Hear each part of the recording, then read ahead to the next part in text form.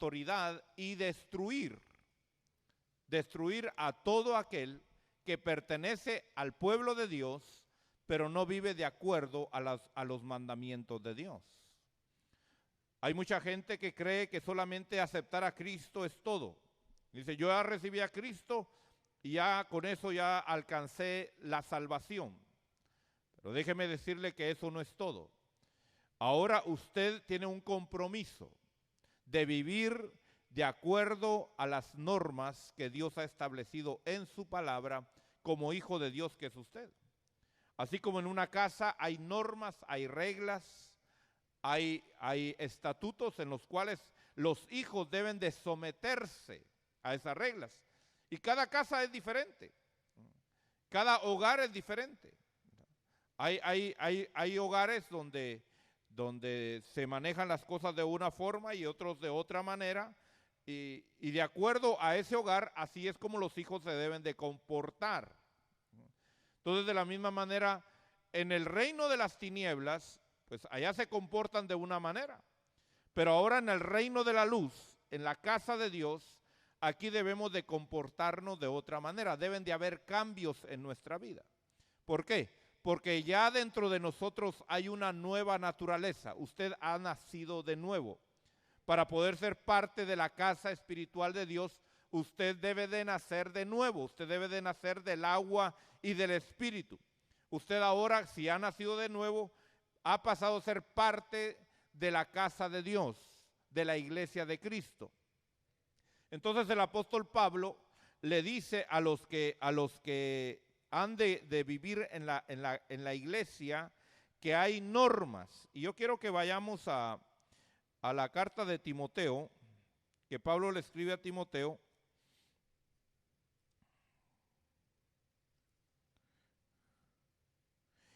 Primera de Timoteo, capítulo 3, verso 14, dice la palabra: te escribo estas cosas esperando ir a ti pronto, pero en caso que me tarde, te escribo para que sepas cómo debe conducirse uno en la casa de Dios, que es la iglesia del Dios vivo, columna y sostén de la verdad.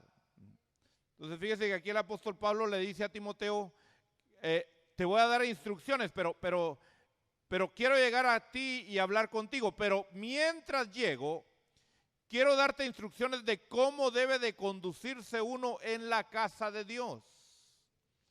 Ahora, usted debe de entender, hermano, que la casa de Dios no es este edificio. Este edificio, por el momento, lo estamos usando para adorar a Dios.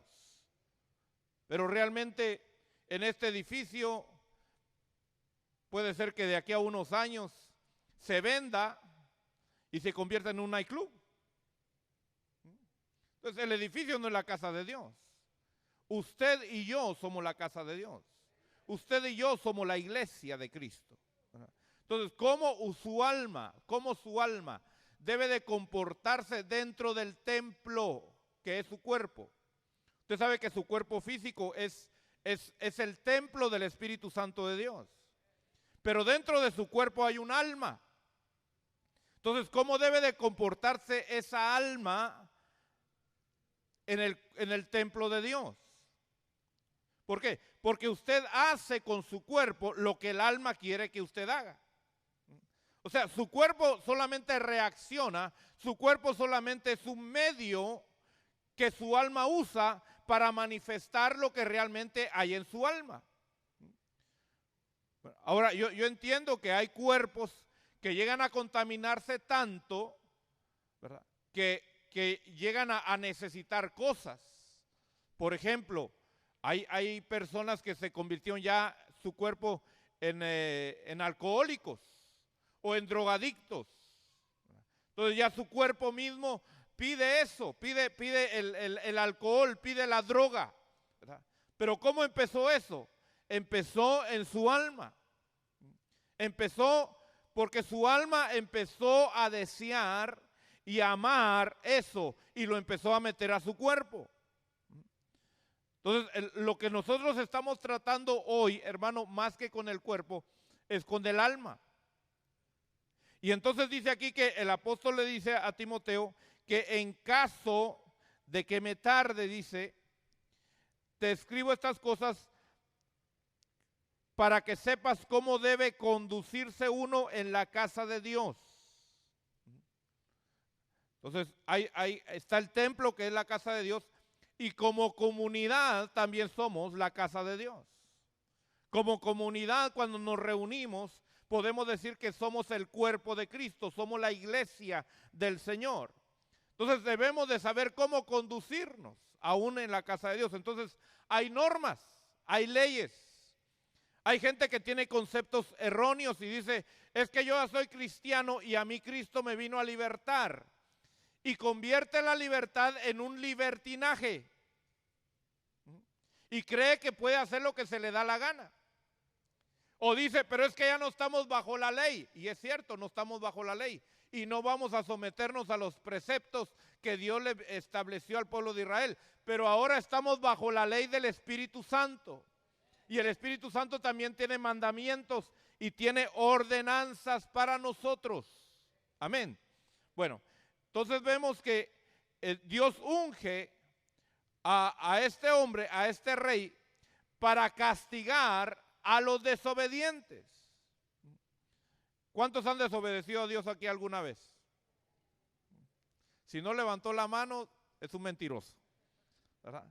Porque la Biblia dice, todos hemos pecado, todos hemos pecado. Si usted puede señalar a alguien que pecó, pero con un dedo señala a uno y con 13 señala a usted, ¿verdad?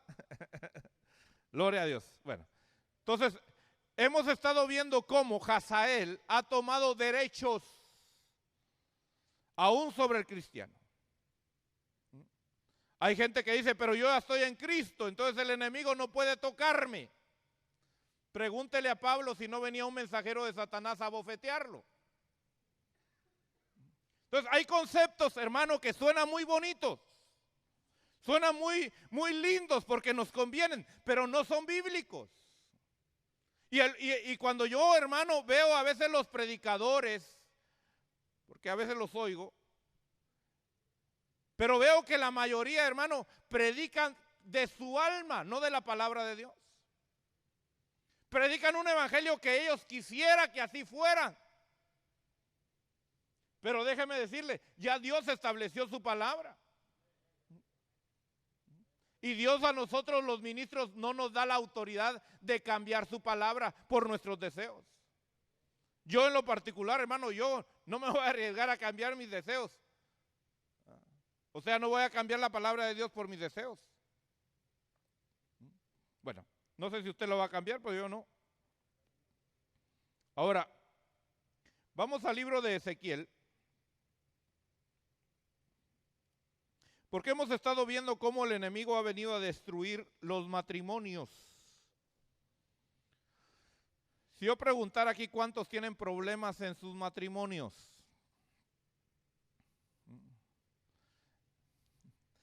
Mire, yo puedo llamar a cualquier pareja que está aquí presente, que está casada, y no que sea profeta, pero le puedo empezar a decir, ustedes tienen problemas serios. Y van a decir, ay, sí, hermano, ¿cómo lo supo? El Señor se lo reveló. No.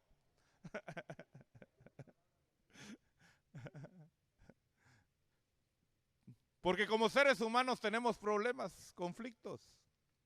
Si a veces como solteros no nos soportábamos a nosotros mismos, imagínense ya soportando al otro.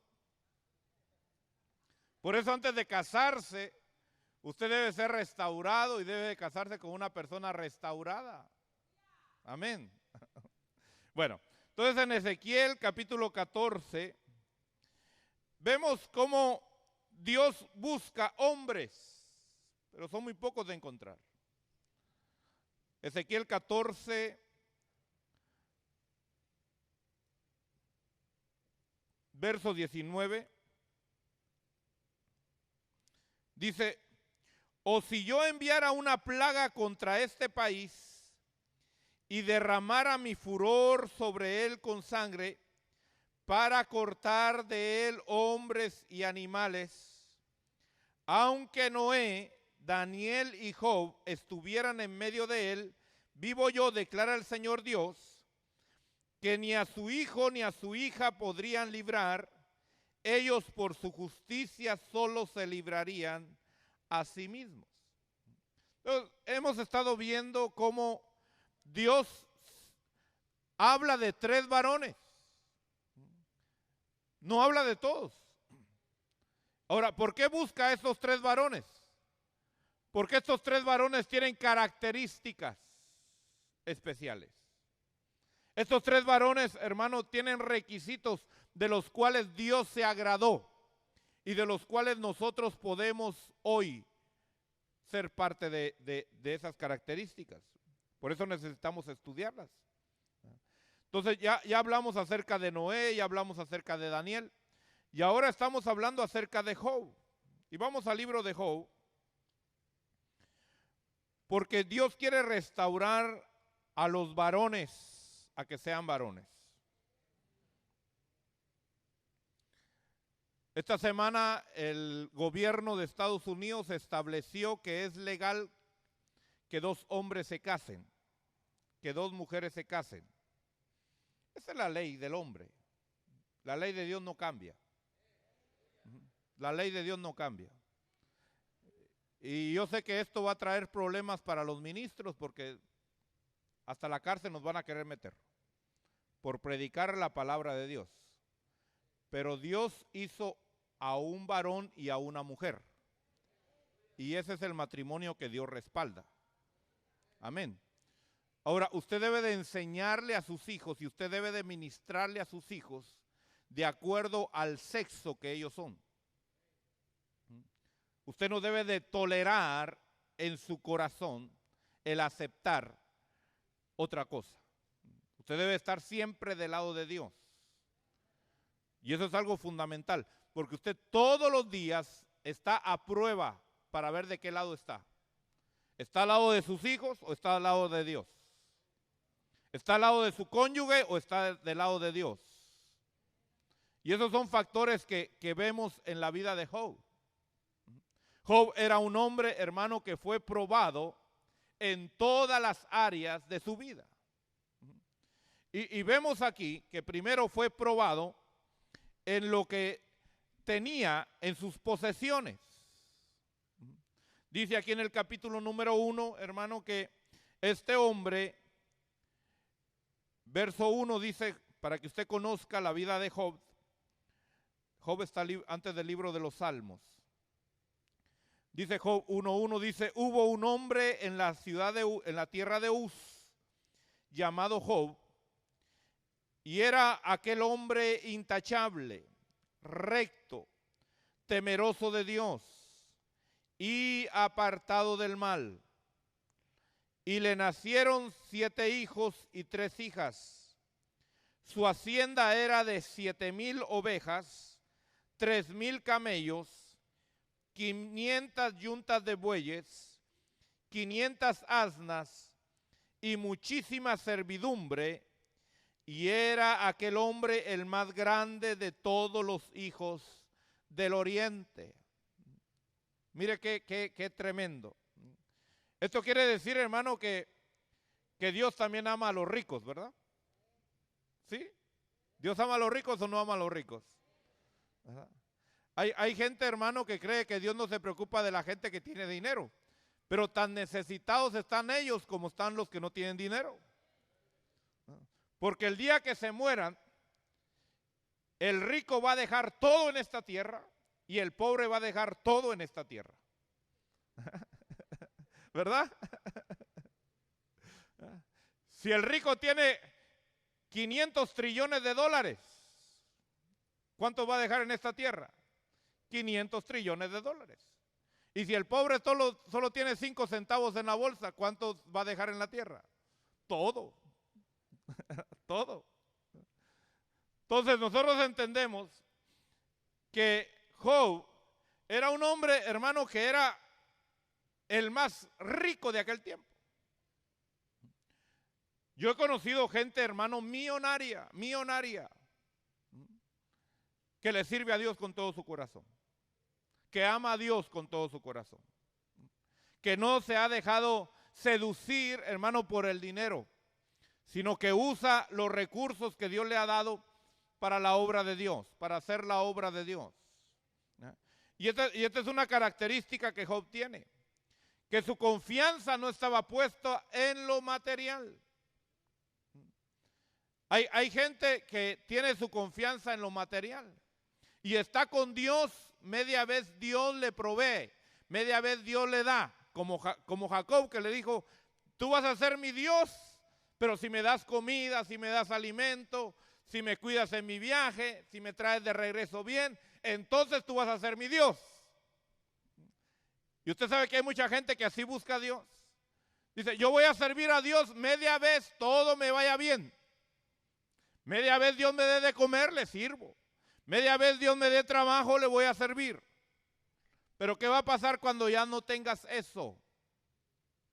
Y estamos llegando a este punto, hermano.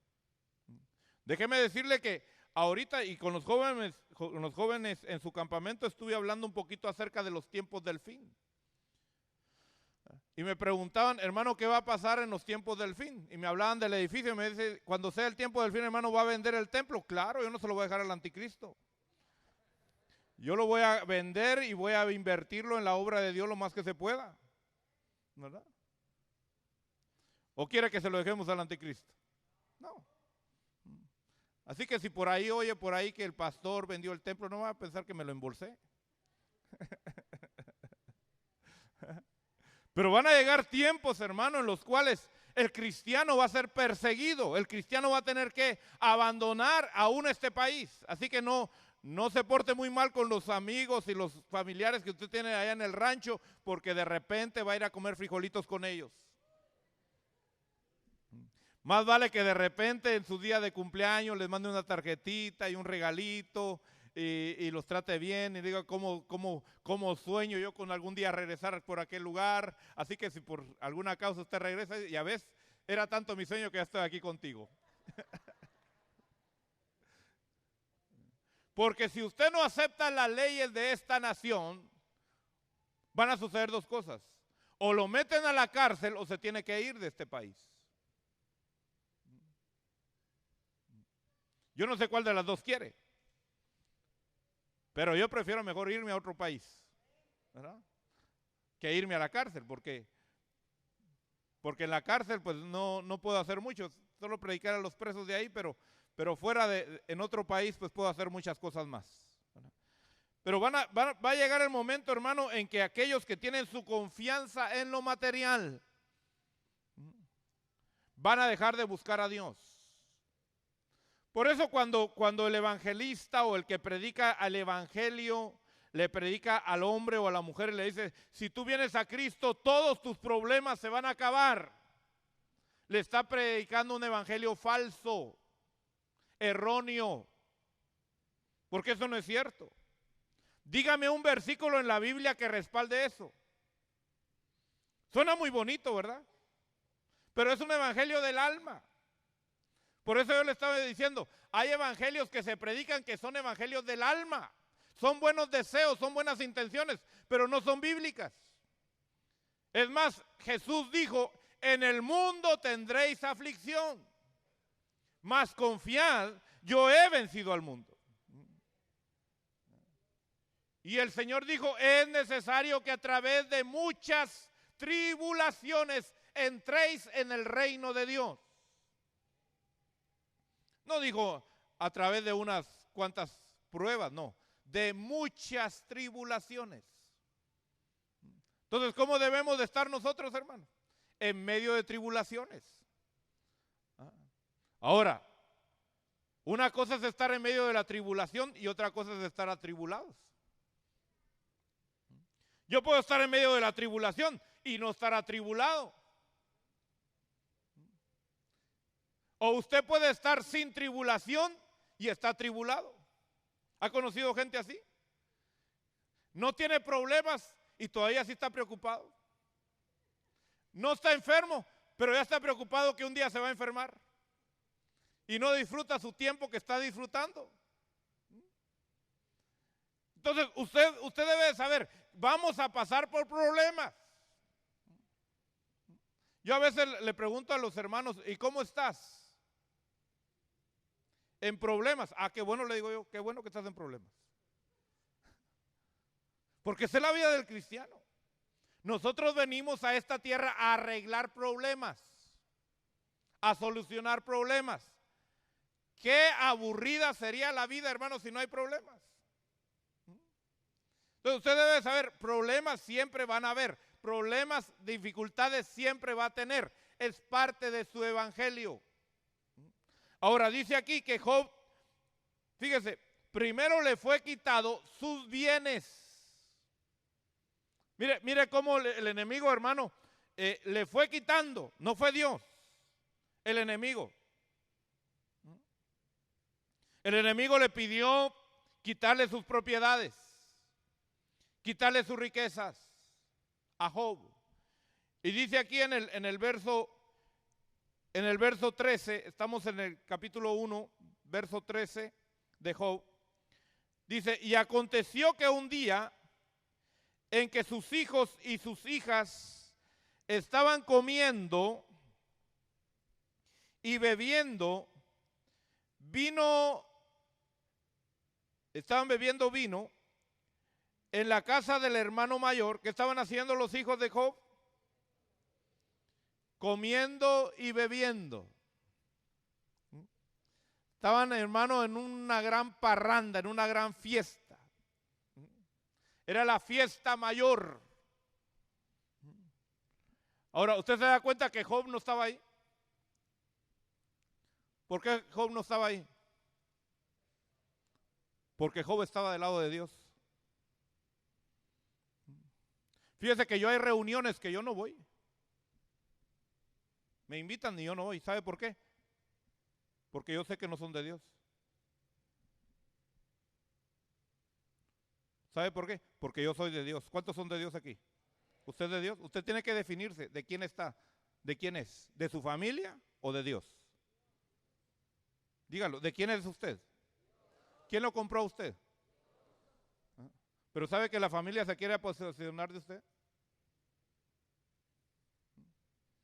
¿Qué le dice el papá o la mamá a sus hijos? Ustedes son míos. No acepte eso. ¿Qué le dice la mujer al marido? Tú eres mío. No acepte eso. ¿Qué le dice el marido a la mujer? Tú eres mía. No acepte eso. Yo soy de Dios. Yo he decidido en mi corazón. Y no porque soy pastor. Porque hay gente que dice, es que usted porque es pastor. No. Yo, aunque no fuera pastor, yo soy de Dios. Yo soy hijo de Dios. Lo que hago es muy diferente a lo que soy. Son dos cosas diferentes. Entonces, aquí usted debe de entender que en el evangelio usted es de Dios. Entonces, estaban en gran parranda. ¿Y Job qué estaba haciendo? En su casa. Ya ni se preocupaban en invitar al viejito porque ya sabía que no iba a ir. Y cada vez que se reunían los mandaba a llamar y decía, vengan para acá. Los voy a deschamucar. Los voy a descontaminar. ¿Sí? Dice aquí, mire. Dice en el verso 5. Estamos en Job 1:5, dice. Y sucedía que cuando los días del banquete habían pasado, Job enviaba por ellos y los santificaba, y levantándose temprano ofrecía holocaustos conforme al número de todos ellos, porque Job decía, quizás mis hijos habían pecado y maldecido a Dios en sus corazones. Así hacía Job siempre. Mire, Job fue probado.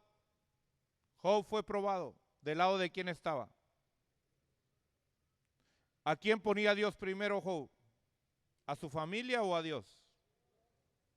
¿A sus negocios o a Dios? Por eso cuando el Señor reprende a la iglesia de Éfeso en en el capítulo 2 de Apocalipsis. Y dice, tú has dejado tu primer amor. ¿A qué se estaba refiriendo eso? Porque si usted se da cuenta, vamos al libro de Apocalipsis. Si usted se da cuenta, esta iglesia, Apocalipsis capítulo 2, tenía obras. Dice el verso 2, yo conozco ¿qué? Tus obras. ¿Hacía obras o no hacía obras? Sí. Tu fatiga. ¿Trabajaba duro o no trabajaba duro? Sí. Tu perseverancia. Mire qué cualidades, hermano. Cuando yo veo la iglesia de Éfeso, digo, wow, yo quisiera tener estas cualidades. Yo a veces miro a los hermanos o a las hermanas trabajando duro, digo yo, wow, qué tremendo. Qué tremendo. Ahora que fue el campamento de jóvenes, que fue el campamento de niños, yo veía hermanos y hermanas allá trabajando duro. Decía yo, wow, qué lindo, cómo se esfuerzan, cómo están aquí apoyando, ministrando. Perseverantes. Pero luego dice, y que no podéis resistir, soportar a los malos. Mire, no pecaban. No pecaban. Y has sometido a prueba a los que se dicen ser apóstoles y no lo son y los has hallado mentirosos. Mire, tenían doctrina. Mire qué características las de esta iglesia, hermano. Pero ¿qué había pasado?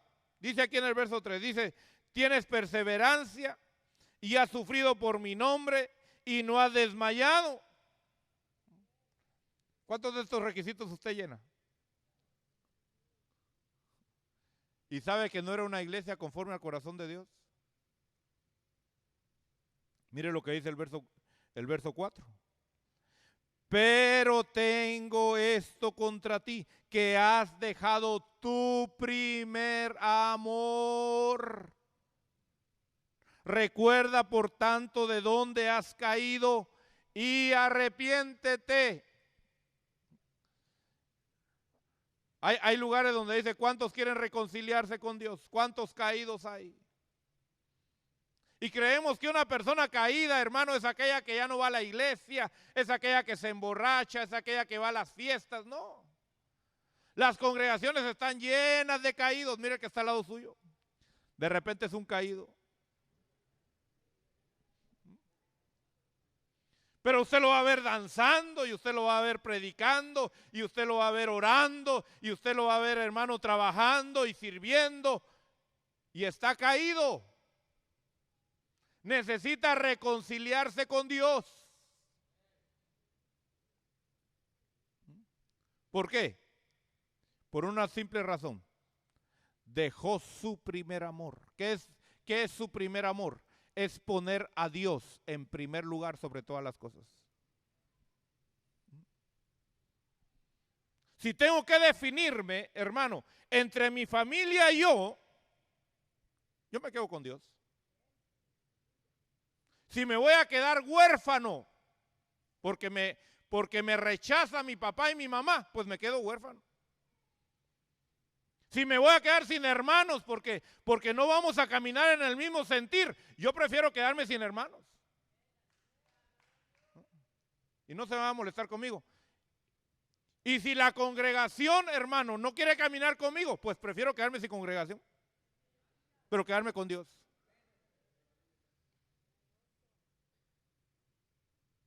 Así que, con el perdón suyo, pero usted no es tan valioso para mí.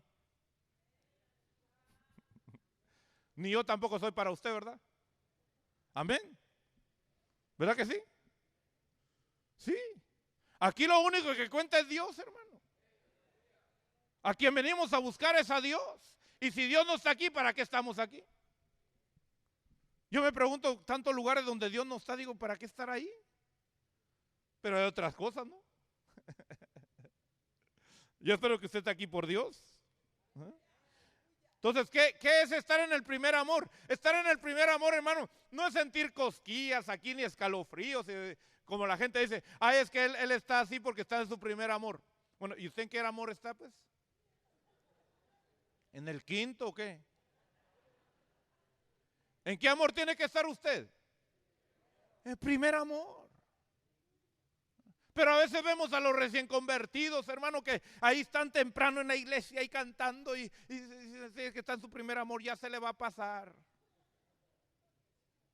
Señor, reprenda al diablo, hermano. Quítese esos conceptos erróneos. Estar en el primer amor, hermano, no es emoción. Qué bueno danzar, qué bueno brincar, brinque, hermano. Si tiene buenas rodillas, brinque. Yo casi no brinco porque ya las rodillas no me dan. Pero mientras pueda, hágalo. Glorifique a Dios. Pero entienda, eso no es estar en el primer amor. Usted puede estar tal vez, hermano, tal vez muy pasivo y estar en su primer amor. ¿Por qué? Porque cuando llega el tiempo de definir del lado de quién está, usted decide por Dios. Eso fue lo que le pasó al pueblo de Israel. Usted sabe que cuando el pueblo de Israel salió de Egipto, los que presentaban los holocaustos a Dios eran los primogénitos. Cuando llegan, hermano, al monte Sinaí, los que presentan los holocaustos a Dios eran los primogénitos. ¿Por qué? Porque Dios había rescatado a los primogénitos. Los primogénitos, hermano, se habían salvado no solamente de la esclavitud, se habían salvado de la muerte. Usted debe entender eso. Por eso el primogénito debía estar doblemente agradecido. Porque el primogénito no solamente podía cantar, el Señor me salvó de la esclavitud, no. Porque la última noche, dice la Biblia, que pasó el destructor, ¿y qué pasó haciendo? Matando al primogénito, judío o no judío, egipcio o no egipcio. Si era primogénito, la orden del destructor era mata. Si no hay sangre en la puerta, mátalo.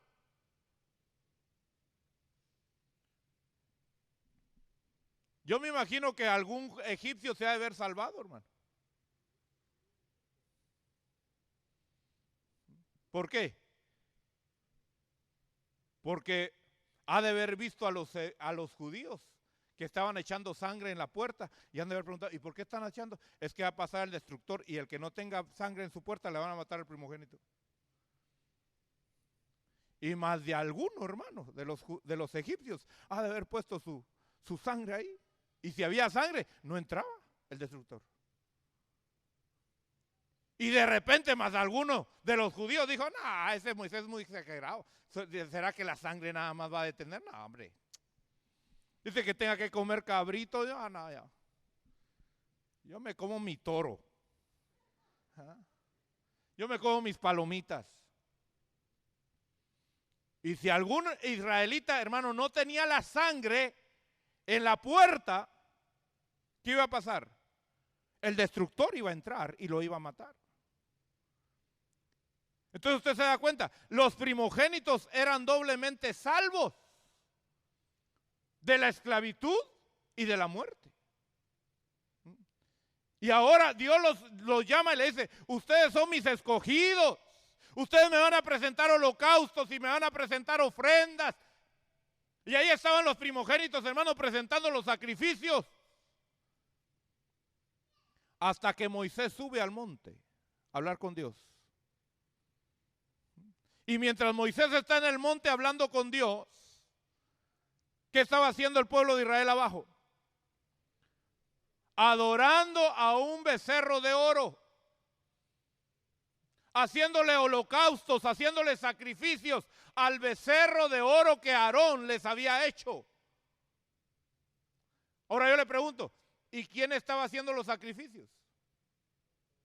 Los primogénitos, porque ellos eran los encargados de hacer los sacrificios.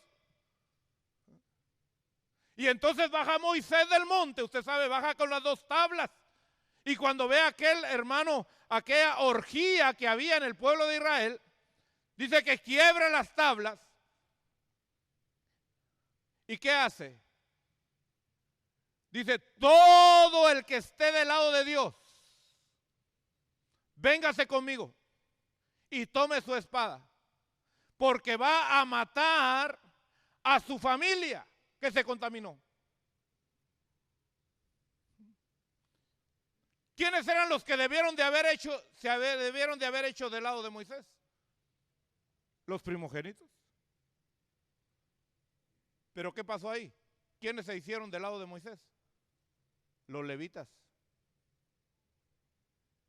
Dice, la tribu de Leví se hizo del lado de Moisés. Y entonces Dios ahí los probó y los cambió. Dijo, a los primogénitos yo los había escogido, pero como no se hicieron de mi lado, los cambio ahora por los levitas. Estudian en la Biblia, ahí está. Hay gente que cree, hermano, que porque ya tiene tiempo en un ministerio, en una iglesia, ya se ganó el título. Aquí el pastor está seguro, hermano. Porque aquí el que da las posiciones es Dios. No es el hombre. Entonces, imagínense, los primogénitos fueron desechados por los levitas. ¿Por qué? Porque no pusieron a Dios en primer lugar. Porque cuando llegó el momento de definirse, ¿estoy con mi familia o estoy con Dios? ¿Qué dijeron los primogénitos? No, es que ¿cómo voy a matar yo a mi papá? ¿Cómo voy a matar yo a mi hermana? ¿Cómo voy a matar a la que me dio a luz? Y se quedaron con la familia. Por eso yo espero, hermano, que su corazón esté definido 100%. Y no que sea una emoción. No que en la iglesia usted esté así, tú eres todo para mí, tú eres lo único en mi vida, Señor. Pero es en la iglesia nada más. Y en la casa. El cotorro es el número 1. Porque cuando hay retiros y hay que ir a buscar a Dios, usted no va por el cotorro porque se puede morir de hambre. Yo por eso ni gatos ni peces tengo, hermano. Lo único que tengo es mi mujer y pues ella que se defienda como pueda si yo no estoy. ¿Sí? Porque mi responsabilidad y mi compromiso es con Dios. Y vuelvo a repetirle, no porque sea pastor. Que hay gente que dice, sí, que es el pastor. Aunque no sea pastor, tengo el mismo compromiso con Dios. Entonces, vemos aquí, regresemos entonces a Job. Que Job tenía la característica que estaba definido. ¿Usted del lado de quién está? ¿Del lado de su mujer? ¿Del lado de su marido? ¿Del lado de sus hijos? ¿Del lado de sus papás? ¿Del lado del América, del Monterrey, del Cruz Azul? ¿De cuál más?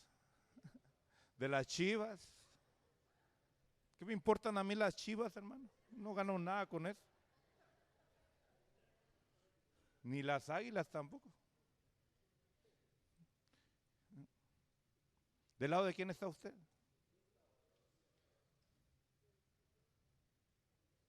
Hermano, ya es tiempo que usted reaccione. Es tiempo ya que recapacite. El evangelio no es un club social. Es una vida. Es una vida.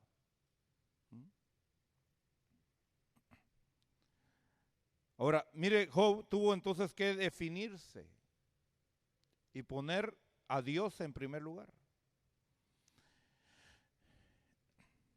Y entonces vamos un poquito más adelante a estudiar, dice en el capítulo 1,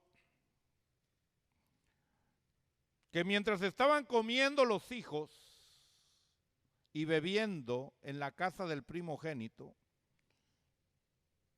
Dice el verso 14, vino un mensajero a Job y dijo, los bueyes estaban arando y las asnas paciendo junto a ellos, y los sabeos atacaron y se los llevaron. También mataron a los criados a filo de espada, solo yo escapé para contártelo. Mientras este estaba hablando, vino otro y dijo, fuego de Dios cayó del cielo y quemó las ovejas y los criados y los consumió. Solo yo quedé para contártelo. Mientras este estaba hablando, vino otro y dijo, los caldeos formaron 3 cuadrillas y atacaron los camellos y se los llevaron y mataron a los criados a filo de espada. Solo yo escapé para contártelo. Mire, hermano, qué casualidad que todos se pusieron de acuerdo, ¿verdad? ¿Será casualidad? ¿Será casualidad? ¿Se da cuenta que en el Evangelio no hay casualidades, hermano?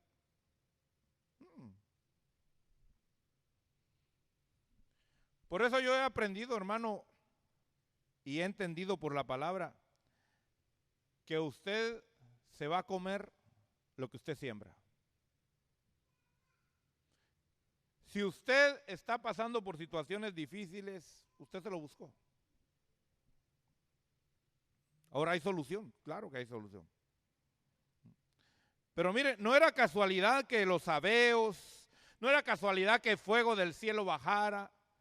¿Y cómo es posible, hermano, que fuego cayera, óigame bien, y matara a todas las ovejas? ¿Cuántas ovejas eran? 7,000. Imagínense, 7,000 ovejas quemadas. ¿Cómo sería ese fuego? Sería un meteorito. Y decir, qué mala suerte, cabal donde estaban las ovejas, ahí cayó el meteorito. No era mala suerte. No es mala suerte, hermano, que si tú estás mal con Dios, te peguen ahí donde más te duele. No es mala suerte, es consecuencia.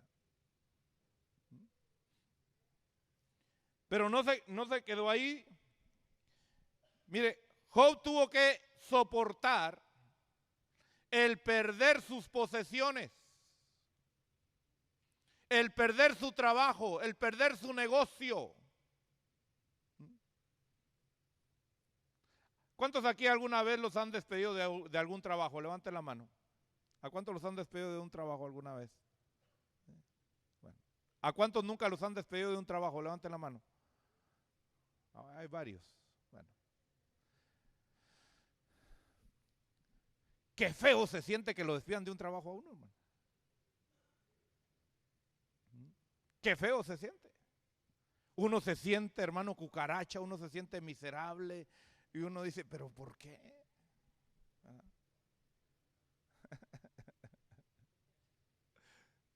Ahora, imagínense, a mí no se me olvida. Cuando yo trabajaba en Washington, hermano, trabajaba en un hotel que queda enfrente de la Casa Blanca. Ahí llegaba a comer el presidente, el vicepresidente, hermano, era un hotel de lujo, de lujo. Y ahí me había conseguido trabajo, pero acababa era recién llegado aquí, hermano, y no tenía permiso para trabajar y estuve trabajando ahí y se dieron cuenta al poco tiempo que yo no tenía permiso para trabajar y me despidieron, hermano. Qué feo sentí. Dije, pero si estoy haciendo un buen trabajo, soy responsable y me despiden todavía así. Hermano, y de veras me dolió tanto en mi alma y yo lloraba y le decía, Señor, pero ¿por qué? ¿Verdad? Ahora, imagínense, si perder un trabajo, hermano, donde me pagaban a 3.50 en aquel tiempo la hora, más propinas.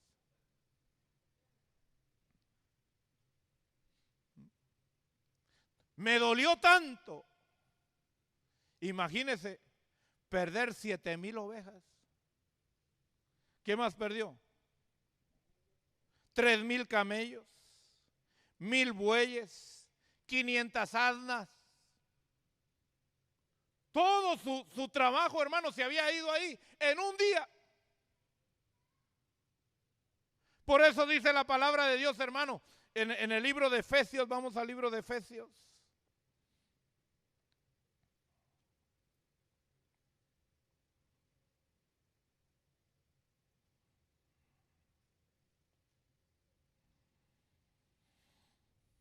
Efesios capítulo 6,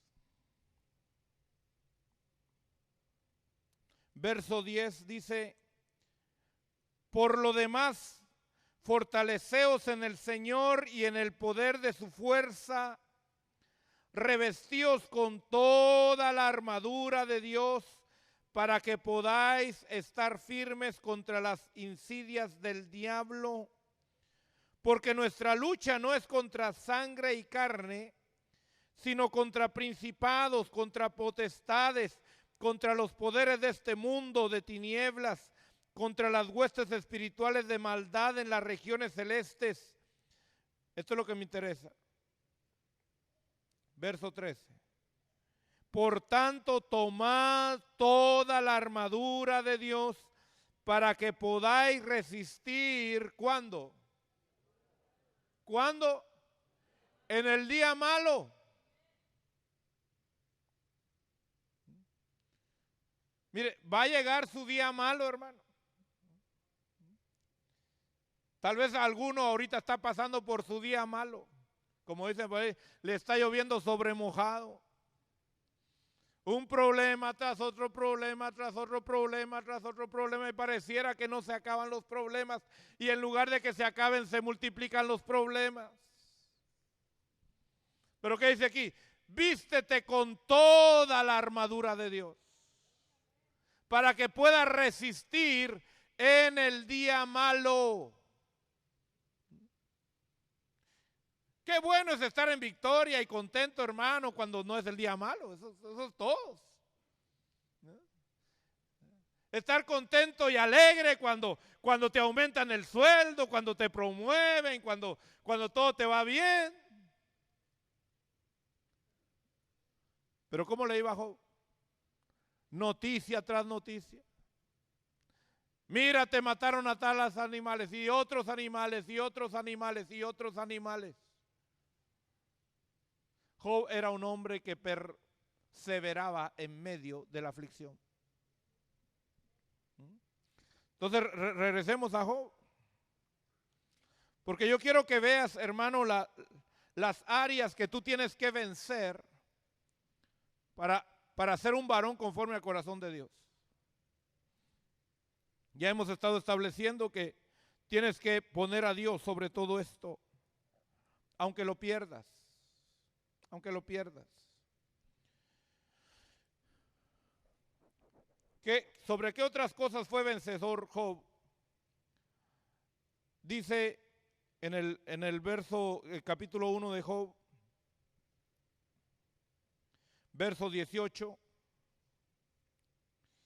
Mientras estaba hablando, vino otro y dijo, tus hijos y tus hijas estaban comiendo y bebiendo vino en la casa de su hermano mayor. Y he aquí vino un gran viento del otro lado del desierto y azotó las 4 esquinas de la casa. Y esta cayó sobre los jóvenes y murieron. Solo yo escapé para contártelo. Mira qué tremendo. Fuego por un lado, enemigos por otro lado, enemigos por otro lado. Y ahora, hermano, hasta un tornado les cae a la casa de donde estaban los hijos de Job. Qué mala suerte la de Job, ¿verdad? ¿Sería así? ¿Sería que era mala suerte? No. Era el plan de Dios, hermano. Job seguía permaneciendo en el plan de Dios. Ahora, imagínense, si al justo le va así, ¿cómo esperas tú que le vaya al que no está bien con Dios? Ahora, si le presentamos a Job, hermano, a uno de esos predicadores que predican de la prosperidad, que su evangelio es la prosperidad, porque yo creo en la prosperidad, yo creo que Dios prospera, Yo creo que el evangelio es prosperidad, pero la prosperidad no es la economía financiera nada más. Amén. Pero usted sabe que hay gente que dice que si tú eres de Dios, ya no te puede caer nada malo. ¿Cómo juzgarían al pobre Job? Porque hay predicadores que dicen que si tú no cargas un Mercedes-Benz del año es que estás bajo juicio de Dios. ¿Cuántos estarían bajo juicio aquí entonces? Si tú no tienes la mansión más grande de las ciudades, que estás bajo juicio de Dios. ¿Cómo estaríamos nosotros entonces? ¿Cómo estaría Job entonces? Imagínense, ¿cómo lo tildarían? Si Job entraría ahorita en una de esas iglesias, ¿cómo lo señalarían? Hermano, arrepiéntase porque usted está bajo juicio de Dios. Tenga cuidado, hermano, con todos esos mensajes que parecen muy bonitos, pero que no son bíblicos. Usted sabe que la última batalla que vamos a tener los siervos de Dios es la luz contra la luz. Porque la luz contra las tinieblas es fácil, pero la luz contra la luz, discernir cuál es la verdadera luz, eso es lo difícil. Y por eso uno de los salmos dice, Señor, en tu luz veremos la luz. Solamente en la presencia de Dios, solamente guiados por el Espíritu Santo, vamos a poder discernir la verdad de Dios. Entonces vemos que Job se sobrepone, hermano. Vence a esto. Mire, dice en el verso 20, dice, entonces Job se levantó, rasgó su manto, se rasuró la cabeza y postrándose en tierra, adoró. Aleluya. Cualquiera diría ahorita saber qué va a salir de sus labios, qué maldiciones va a salir, qué quejas van a salir. No. Salió adoración. Mire qué lindo. Y dijo, desnudo salí del vientre de mi madre y desnudo volveré allá. Mire, este hombre sí sabía lo que tenía. Hay gente que ni bien tiene un carrito ahí que parece cafetera echando más humo que cualquier cosa y ya se siente que ya se realizó. Ya se siente el rey del mundo, el rey del universo. Mire este hombre, hermano, teniendo todo lo que tenía, pero sabía que ahí no estaba su tesoro. Tú debes de entender, hermano, que qué bueno que tengas cosas terrenales, pero ahí no está tu tesoro, eso no es lo que cuenta para ti. Y luego dice en el verso capítulo 2, que en el verso 7, Satanás salió de la presencia del Señor e hirió a Job con llagas malignas desde la planta del pie hasta la coronilla. Y mire cómo eran esas llagas, hermano. Dice en el verso 5, mire lo que dice el verso 5, dice, sin embargo, extiende ahora tu mano y toca su hueso y su carne.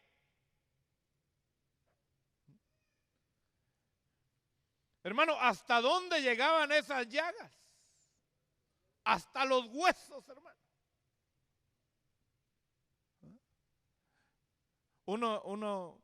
Mi amigo me estaba contando que le dio eso de los shingles. ¿Sabe lo que es eso? Los shingles.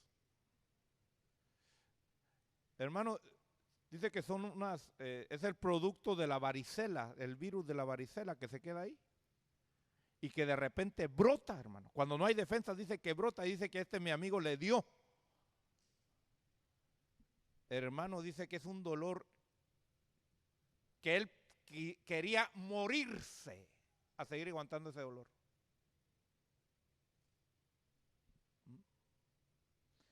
¿Cómo serían las llagas de Job, hermano? ¿Que sabe qué tuvo que hacer? Agarró un ladrillo y con eso se rascaba. Mire, prefería sangrarse, hermano.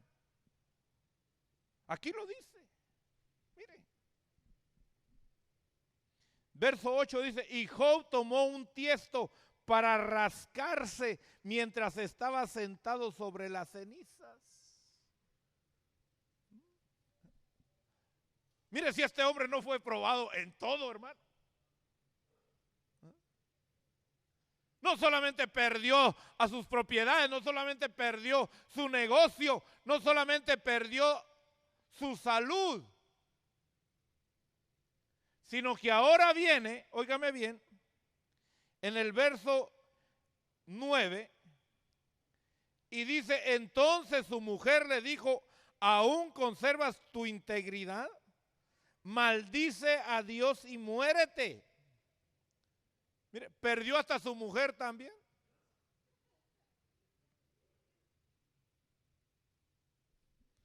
Aquella mujer, hermano, que lo atendía, que lo cuidaba, que lo mimaba, ahora ¿qué le dice? Para mí eres una cucaracha, ya muérete. Cuando usted ve una cucaracha, ¿qué quiere hacer con ella? ¿Cómo veía la mujer a Job? Como un insecto, hermano, aborrecible. Dice, ya muérete, hermano. Veía a Job, hermano, y le causaba asco. Dice que desde los pies hasta la coronilla lleno de llagas. Era una bola de podredumbre. ¿Usted se imagina saliéndole el pus por todos lados?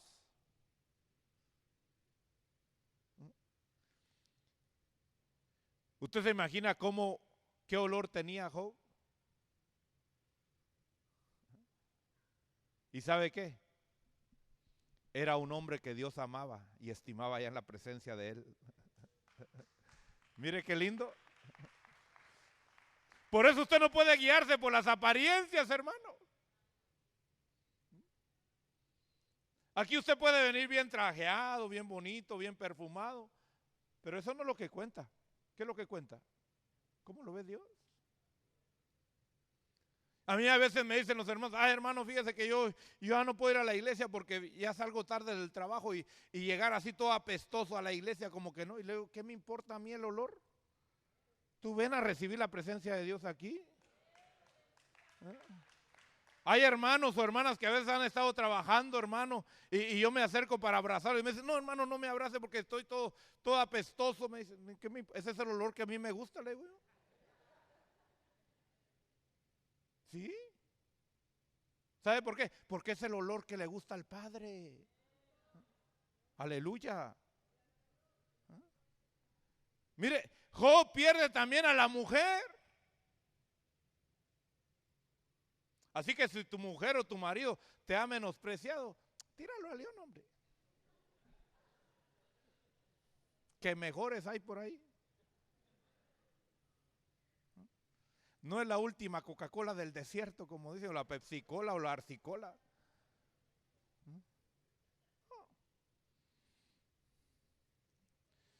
De algo Dios te está librando, hermano. Pero nosotros no entendemos, tenemos la vista muy corta. Pero no solo perdió eso. Podía perder algo más todavía. Sigamos leyendo. Capítulo 2, verso 11. Cuando 3 amigos de Job, Elifaz temanita, Bildad suita y Zofar naamatita, oyeron de todo este mal que había venido sobre él, vinieron cada uno de su lugar, pues se habían puesto de acuerdo para ir juntos a condolerse de él y consolarlo. Ahora, usted se debe dar cuenta, hermano, que cada etapa tuvo su tiempo de lapso. O sea, cuando Job pierde a su ganado y pierde sus hijos, pasó un tiempo. No, la Biblia no dice cuánto tiempo. Hasta que el diablo regresa y le toca su cuerpo. Y ahora, ¿cuánto tiempo habría pasado, hermano, para que los amigos llegaran a visitarlo? O sea, no fue de la noche a la mañana, no fue que en una semana le pasó todo esto, no, pasaron meses, hermano, en esta situación. Imagínense que en aquel tiempo no había la tecnología que hay ahora, que con un texto, con un mensajito ya todo el mundo se enteró. ¿Cuánto tiempo se tardaban los mensajeros o los chismes en llegar? ¿Verdad? Porque no vivían cerca, hermano, vivían en otros países. Eran semanas o meses de viajar. Y dice que se pusieron de acuerdo los 3 amigos íntimos de Job para ir a consolarlo, para ir a estar con él. Dice en el verso 12, y cuando alzaron los ojos desde lejos y no lo reconocieron, levantaron sus voces y lloraron. Mira qué tremendo. Lo ven desde lejos, hermano, y ¿qué es lo que ven? Una bola de llagas. Y dicen, ¿quién es el Job? ¡Ah!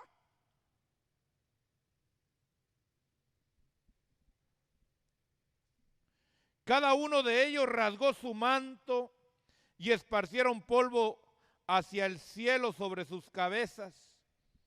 Verso 13 dice, entonces se sentaron en el suelo con él por 7 días y 7 noches, sin que nadie le dijera una palabra, porque veían que su dolor era muy grande.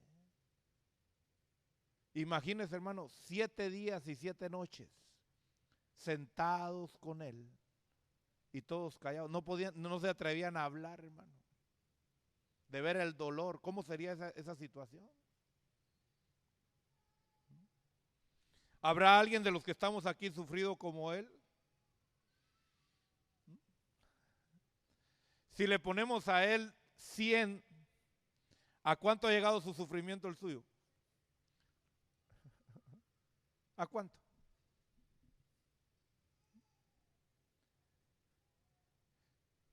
Nos quejamos, nos lamentamos, renegamos contra Dios. ¿Dónde está Dios? Ay, que no me ama Dios. Imagínese. Y ahora llegan los amigos supuestamente a consolarlo. ¿Y qué terminan haciendo? Atacando y afligiendo más su alma, hermano. Porque empezaron, hermano, a hablar en contra de él, empezaron a acusarlo. Por eso usted tiene que tener mucho cuidado cuando abre su boca. Porque hay gente que en lugar de ayudar, lo que hace es destruir. Más le valdría cortarse la lengua a muchas personas, hermano. Dice la Biblia que de toda palabra ociosa vamos a dar cuenta a Dios. Que Dios le libre a usted de hablar cosas que no debe estar hablando. Y entonces vemos cómo Job tiene que vencer a un hermano y romper con sus amistades.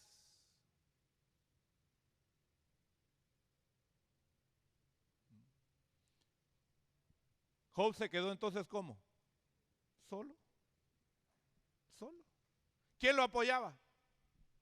Nadie. Así que no espere el apoyo de nadie, hermano. De una vez se lo advierto. Usted tiene que terminar esta carrera solito. Así terminan los campeones, ¿sí o no? ¿Ha visto usted, hermano, las maratones? ¿Ha visto usted las carreras de maratones? ¿Cómo llega el que llega en primer lugar? ¿Cómo llega? ¿Acompañado de un montón de gente? No, llega solito. Usted debe entender que en el Evangelio es usted y Dios nada más. Qué bueno si los hermanos lo apoyan, qué bueno si el pastor lo apoya, qué bueno si en la congregación lo apoya, qué bueno. Pero si no, usted tiene que llegar de todos modos. Yo no espero ayuda de nadie, hermano. Aunque muchos han sido de bendición a mi vida.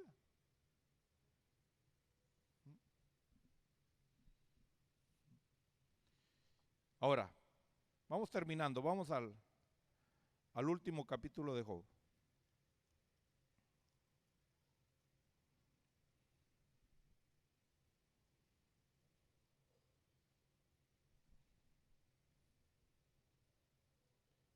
Capítulo 42.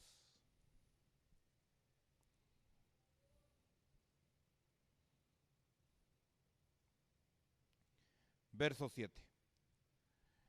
Y vemos aquí, hermano, en el corazón de Job, un corazón perdonador. Un corazón que no guarda rencores. Un corazón que no guarda amarguras. Así debe estar tu corazón. Job 42:7 dice, y sucedió que después que el Señor habló estas palabras a Job, el Señor dijo a Elifaz temanita, se ha encendido mi ira contra ti y contra tus dos amigos, porque no habéis hablado de mí lo que es recto como mi siervo Job.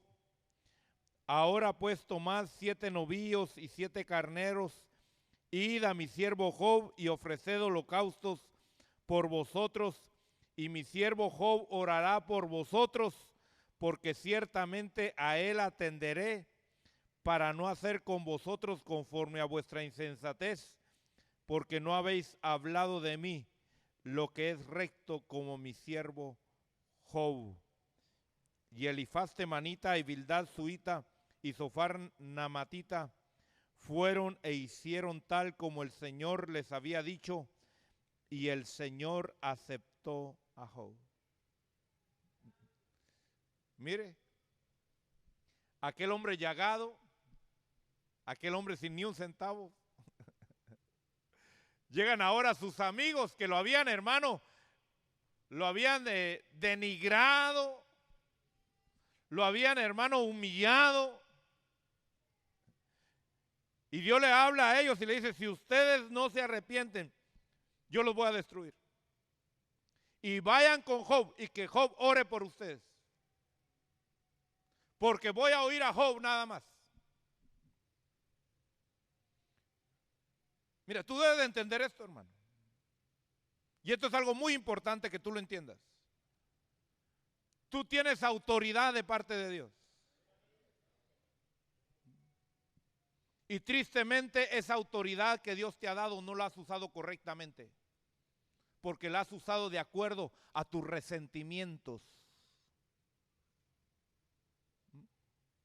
Llega los 3 amigos de Job y le dicen, Job, perdónanos, hablamos mal de ti, no te consolamos, en lugar de consolarte te humillamos, perdónanos y ahora queremos que ores por nosotros. ¿Qué tal si Job hubiera dicho, no los perdono?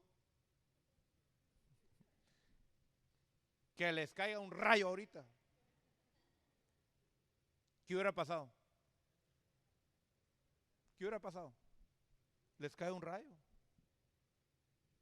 Hermano, ¿cuántas vidas? Y eso es algo que tú debes entender. ¿Cuántas vidas dependen de ti para ser salvas? ¿Estás siendo tú un camino de salvación para ellos o un camino de perdición? Por eso es que tú debes de tener un corazón libre de amarguras y resentimientos. Es importante que te liberes. Es importante que seas sano. Es importante que entiendas quién tú eres.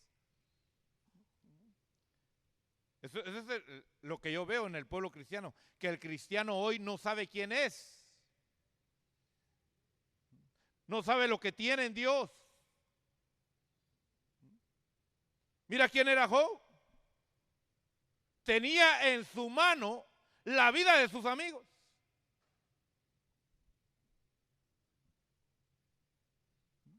Pudo haberles echado una maldición, hermano, y ahí se quedan muertos. Pero ¿qué hizo Job? Oró por ellos.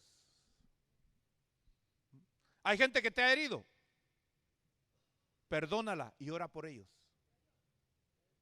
Hay gente que te ha lastimado. Perdónalos y ora por ellos. Porque ahí está tu salvación también.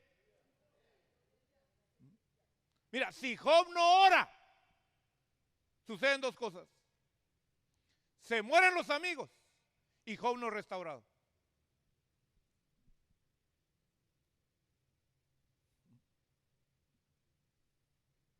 Job se hubiera quedado igual. ¿El mayor beneficiado quién fue ahí entonces? Job. El mayor beneficiado, hermano, cuando yo no acepto el rencor, la amargura en mi alma, ¿quién es? Yo. Cuando tú llenas tu corazón de amargura y resentimiento, hermano, ¿quién es el que se daña? Tú. La otra persona hasta duerme tranquilo y tú ahí estás en la cama dando vueltas, hermano, y revolcándote de la ira y del enojo. Y el otro roncando tranquilo.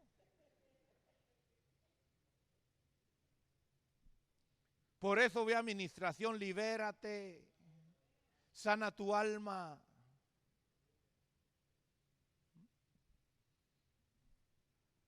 Job tiene que orar por sus amigos. Y cuando ora por sus amigos, empieza la restauración de Job.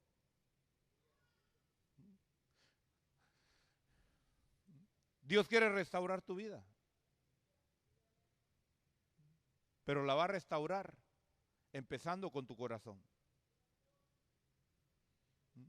Por eso dice el apóstol Juan, vamos a la carta del apóstol Juan.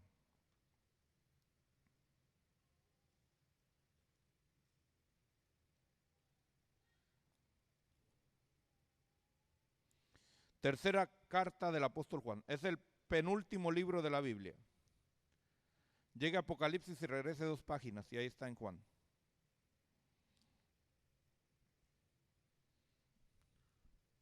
Juan capítulo 1, verso 2. Dice, amado, ruego que seas prosperado en todo, así como prospera tu alma y que tengas salud. ¿Cuál es el deseo de Dios entonces? Que seamos prosperados. ¿Con el billete? No, en todo. Por eso le digo, yo creo que el evangelio es prosperidad. Yo creo en el evangelio de prosperidad, pero en el evangelio bíblico, que empieza primero con el alma. Que empieza con que mi alma ya no es codiciosa, ya no es tacaña, ya no es rencorosa, para que cuando reciba lo que Dios me va a dar, sepa administrarlo, sepa canalizarlo correctamente. Y vemos aquí que entonces el apóstol le dice a su amigo Gallo que quiere que sea prosperado en todo como su alma está próspera. ¿Cómo vas a prosperar entonces? A la medida de tu alma. Y que tengas, ¿qué más? Buena salud. ¿Cuándo lo vas a lograr? Dice aquí Job. Regresemos a Job, al último capítulo, 42. Verso 10. Y el Señor restauró el bienestar de Job cuando éste oró por sus amigos. Y el Señor aumentó al doble todo lo que Job había poseído. ¿Se da cuenta? ¿Se da cuenta? Hermano, ¿cuántas cosas Dios tendrá para ti? Pero solo está esperando que arregles tu alma con Dios. ¿Cuántas bendiciones Dios tendrá para ti? Y entonces tuvo que perdonar a sus amigos, amarlos. Porque lo que yo le he dicho a mucha gente es, cuando tú tienes rencor contra alguien, tienes que irle a pedir perdón tú. Y a veces me dicen, hermano, ¿pero por qué? Si fue la otra persona que me ofendió, que me agredió. Sí, pero tú tienes que irle a pedir perdón porque no la amas.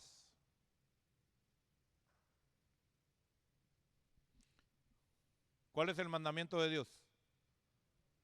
¿Que qué? Que nos amemos unos a otros, ¿sí o no? Pregunto yo, ¿amas tú a todo el mundo? ¿Por qué no? Y esa es la causa por la cual, si tú te examinas, tú odias a alguien. Tu pecado no es tanto el odio, tu pecado es que no la amas.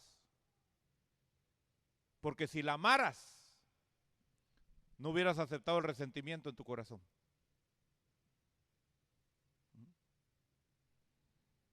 Por eso tienes que irle a pedir perdón, aunque la otra persona te haya ofendido y te haya lastimado. Y no solamente le pide perdón a sus amigos, sino dice el verso 11.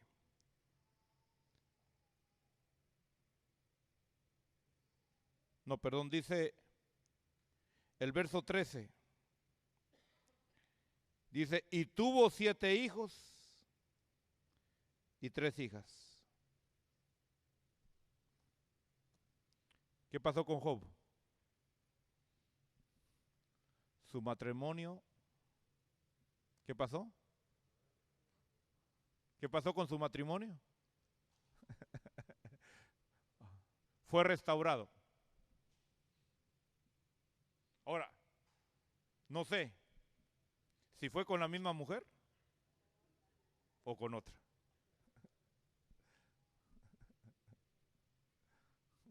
No sé si la otra mujer agarró sus maletas y se fue. ¿Y quién perdió ahí? La mujer. La Biblia no dice, esa es la incógnita que yo tengo. Y no me pregunte porque no sé la respuesta y nadie la sabe. Eso es para que nos quede. ¿Sabe por qué no da la respuesta a Dios? Porque Dios no solo tiene un método de trabajar. Dios puede obrar con una persona de una manera o puede obrar con otro de otra manera. Tal vez alguno tiene que reconciliarse con su mujer. Tiene que volver otra vez a enamorarla y a conquistarla y decirle, mira mi amor, te perdono, pero mira ya tengo otra vez el billete.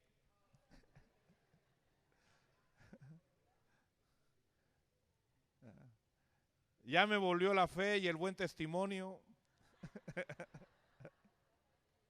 ¿Verdad? En algunos casos. Y tal vez en otros. La mujer se fue o el marido se fue. Y Dios le puede restaurar su matrimonio. Tal vez con otra persona. Porque no fue la culpa de él o de ella. Sino fue la decisión de la otra persona. Por eso es que la Biblia es sabia. Porque si hubiera marcado de una manera o de otra, dice, ya no, es que así fue. No. Nos deja esas cosas ahí como que el Espíritu nos va a mostrar qué decisiones nosotros debemos de tomar. Pero el punto es que el matrimonio de Job fue restaurado. Su matrimonio recibió restauración. Póngase de pie.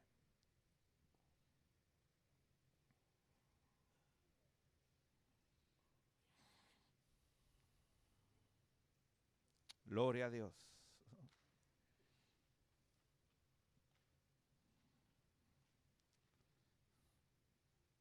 Ya está cansado de estar sentado, por eso les pido que se pongan de pie. Ahora si ya se quedó dormido, pues quédese ahí.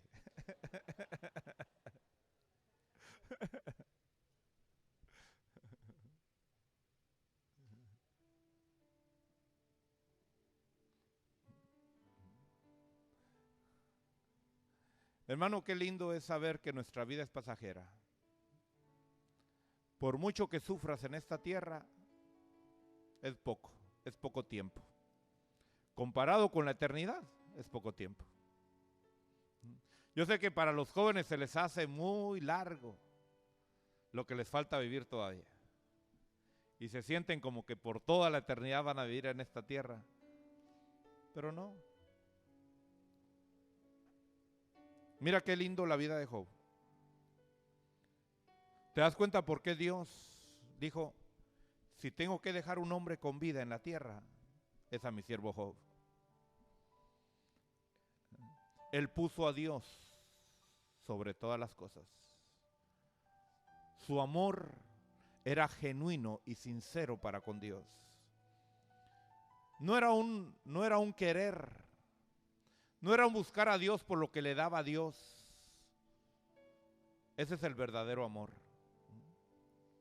¿Sabes que Dios te va a probar para ver si lo amas a Él o amas lo que Él te da?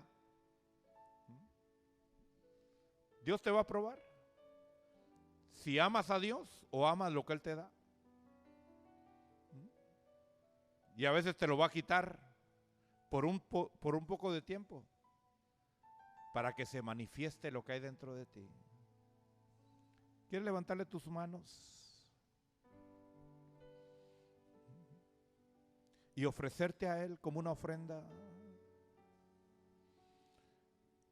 Y decirle, Señor, yo soy tuyo, yo te pertenezco a ti. Y yo te voy a poner en primer lugar sobre todas las cosas. Yo voy a ser de un solo sentir.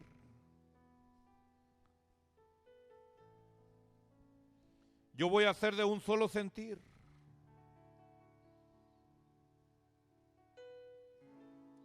Yo ya tomé la decisión de ponerte a ti en primer lugar sobre todas las cosas.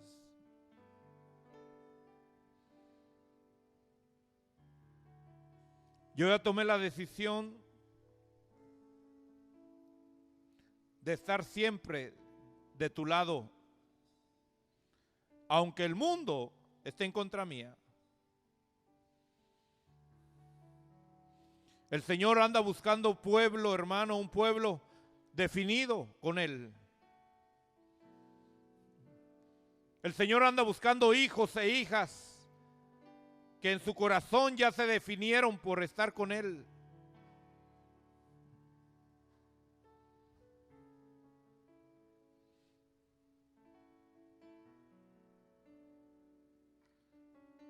Gracias, Padre, gracias. Gracias porque somos tuyos. Gracias porque somos tuyos. Gracias porque tú nos compraste.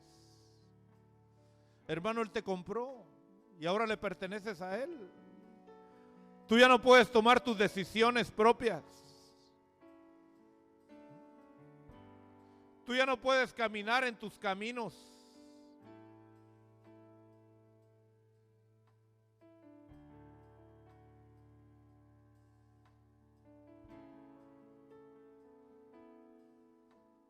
A través de Cristo Jesús, a través de tu Hijo amado, recibe nuestro corazón, Señor. Sabiendo que, aunque es poco lo que tenemos,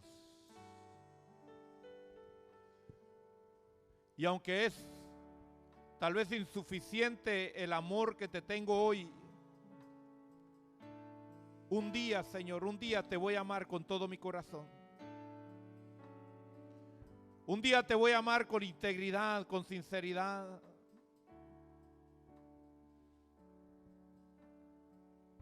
Aunque pequeño soy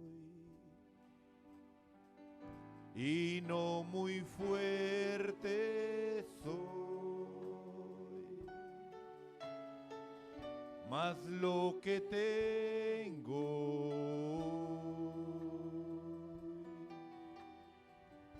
a ti yo te lo doy. Te amaré con el corazón, te amaré con el corazón, te amaré con el corazón, aunque pequeño soy, te serviré con fidelidad, te seguiré con integridad,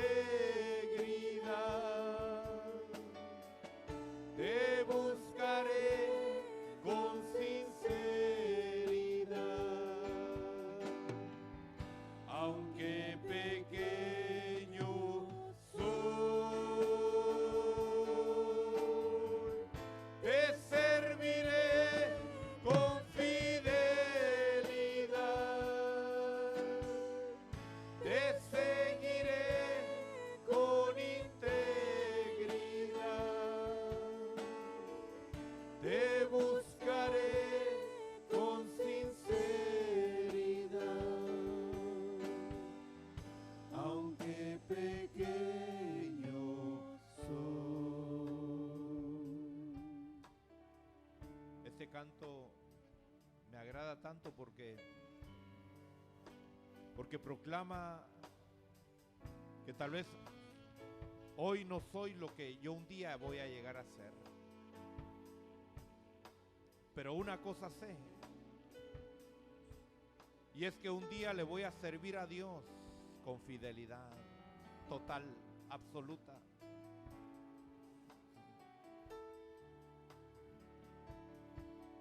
Un día le voy a seguir con integridad absoluta. Un día yo le voy a amar con todo el corazón. Todavía no lo hago, pero un día lo voy a hacer. Esa es mi meta.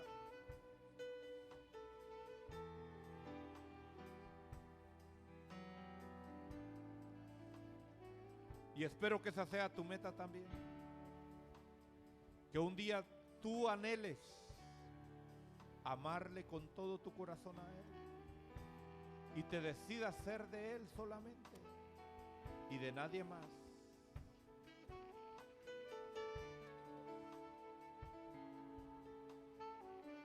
Aunque pequeño soy y no muy fuerte soy, mas lo que tengo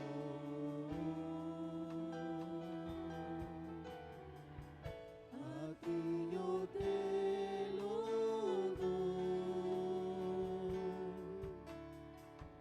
Te amaré con el corazón. Un día te voy a amar con todo mi corazón. Te amaré con el corazón. Aunque hoy no lo hago, Señor, un día yo lo voy a hacer. Te amaré con el corazón. Aunque pequeño soy,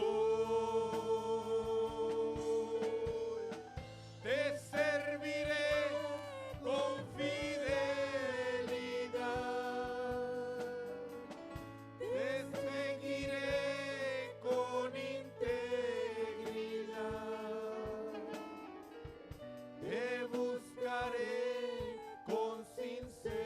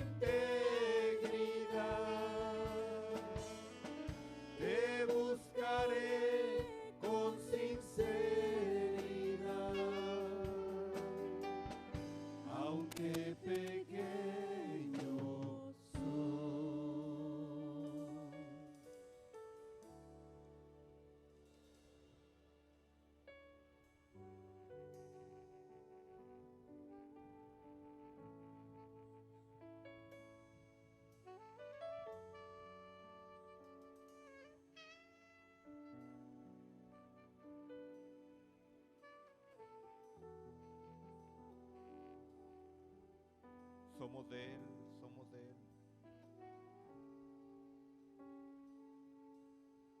Somos de Él. Le pertenecemos a Él. Le pertenecemos a Él.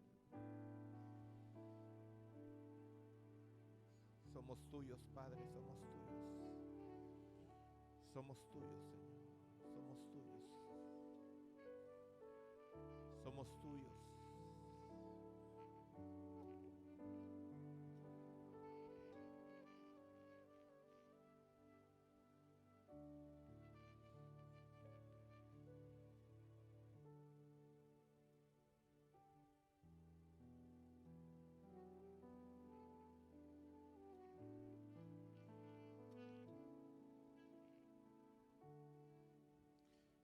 Estar escondido en tu presencia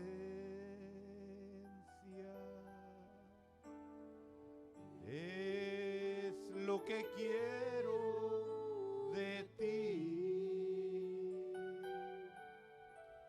Hallar un refugio en tus entrañas hasta que te veas solo tú. Repítelo una vez más. Estar escondido en tu presencia es lo que quiero de ti. Hallar un refugio en tus entrañas hasta que te veas solo tú. Pues tú eres mi ayuda, has sido mi sostén, mi escondedero y mi rey. Pues tú eres mi ayuda, has sido mi sostén, mi alto refugio y mi rey. Estar escondido en tu presencia es lo que quiero de ti. Hallar un refugio en tus entrañas hasta que te veas solo tú.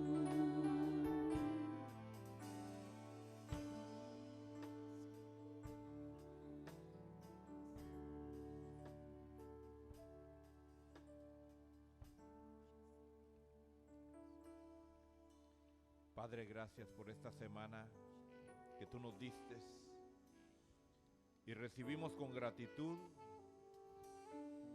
esta semana que tenemos por delante. Confiamos, Señor, en tus promesas, confiamos en tu palabra y sabemos, Señor, que vamos a pasar por el valle de la sombra y de la muerte. Sabemos que vamos a pasar por las aguas, pero no nos vamos a ahogar.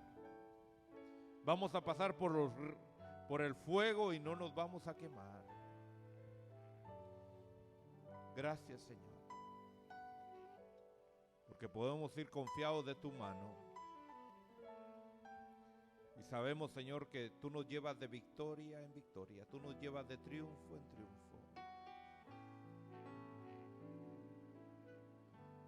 Tú nos llevas, Señor, en tu triunfo. Gracias, Señor, por esta victoria.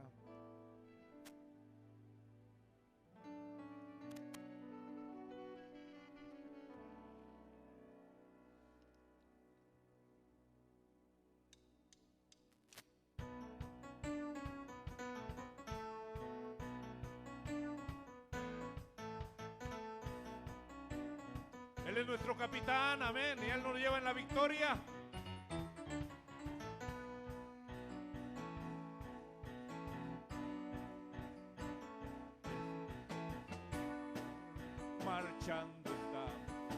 ejército victorioso va y su gloria en nuestras vidas se verá. Vamos marchando su ejército, llaves de triunfo. Contra nosotros nada prevalecerá. Dilo, porque nuestro capitán es Cristo. Y sus huellas estamos siguiendo. No hay nada que nos pueda derrotar. Porque nuestro capitán es Cristo. Y sus huellas estamos siguiendo. No hay nada que nos pueda derrotar. Canta un himno, un canto de poder. Gloria a Dios, que he vencido ya. No hay alma que nos pueda ya vencer. Vamos marchando en su ejército, llaves de triunfo en su diestra están. La tierra prometida nuestra es. Así es, digámoslo. Porque nuestro capitán es Él es nuestro Cristo, capitán. y sus huellas estamos siguiendo. No hay nada que nos pueda derrotar. Porque nuestro capitán es Cristo, y sus huellas estamos siguiendo. No hay nada que nos pueda derrotar. El Señor marchando está. El Señor marchando está, y su ejército victorioso va, y su gloria en nuestras vidas se verá. Levantemos canto de victoria y alabemos, la batalla es de él. Contra nosotros nada prevalecerá. Porque nuestro capitán es Cristo y sus huellas estamos siguiendo. No hay nada que nos pueda. derrotar. Porque nuestro capitán es Cristo, y sus huellas estamos siguiendo. No hay nada que nos pueda derrotar. Canta un himno, un canto de poder. Gloria a Dios, yo he vencido ya. No hay arma que nos pueda ya vencer. Vamos marchando en su ejército, llaves de triunfo en su diestra está. La tierra prometida nuestra es. Porque nuestro capitán es Cristo y sus huellas estamos siguiendo. No hay nada que nos pueda derrotar. Porque nuestro capitán es Cristo y sus huellas estamos siguiendo. No hay nada que nos pueda derrotar. En mi vida el capitán, dilo. En mi vida el capitán es Cristo y sus huellas estamos siguiendo. No hay nada que nos pueda derrotar. Una vez más, di en mi vida. En mi vida el capitán es Cristo, y sus huellas estamos siguiendo. No hay nada que nos pueda derrotar. No hay nada que nos pueda derrotar. No hay nada que nos pueda derrotar.